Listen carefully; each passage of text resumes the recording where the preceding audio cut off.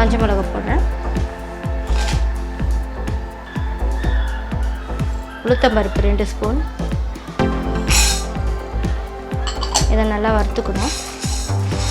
பொன்னிறமாக வறுக்கணும். ப்ரௌனிஷாக வறுத்து எடுத்துக்கணும். இதெல்லாம் வறுத்துட்டு நல்லா பேஸ்ட் மாதிரி பண்ணிக்கணும். விட்டுறேன். இதையும் வறுத்துக்கணும்.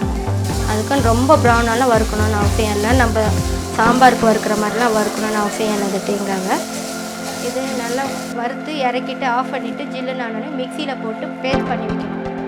தொகையில் மாதிரி அரைச்சிடுங்க. நல்லா 3 ஸ்பூன் எண்ணெய் போட்டுருக்கேன். போடலாம். ஒரு 1/2 ஸ்பூன் கடுகு. பாருங்கள், கடுகு போட்டுட்டேன். கருவேப்பிலை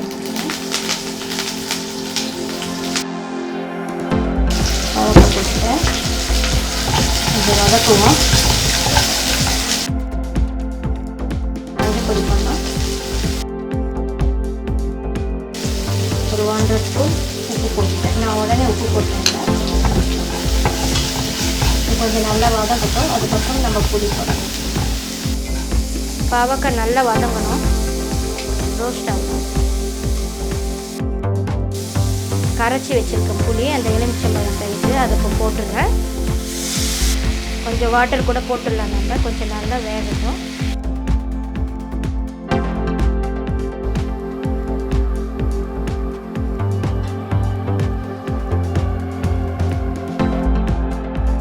பாவக்காய் வெந்து போச்சு. இந்த பேஸ்ட் பண்ணி வச்சுக்கோ இல்லையா, வறுத்து அரைச்சது, இதை போட்டுருங்க.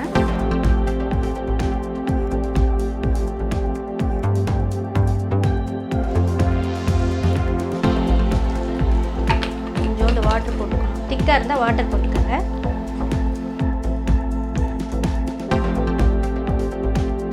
கொதி வந்துடுச்சு.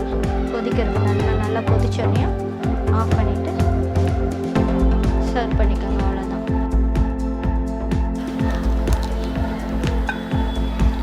பாவக்காய் பிட்லி ரெடி.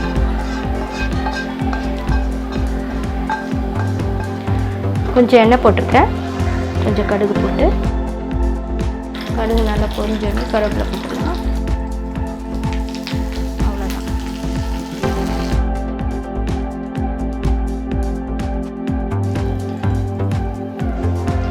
பாவக்காய் பிட்லி ரெடி.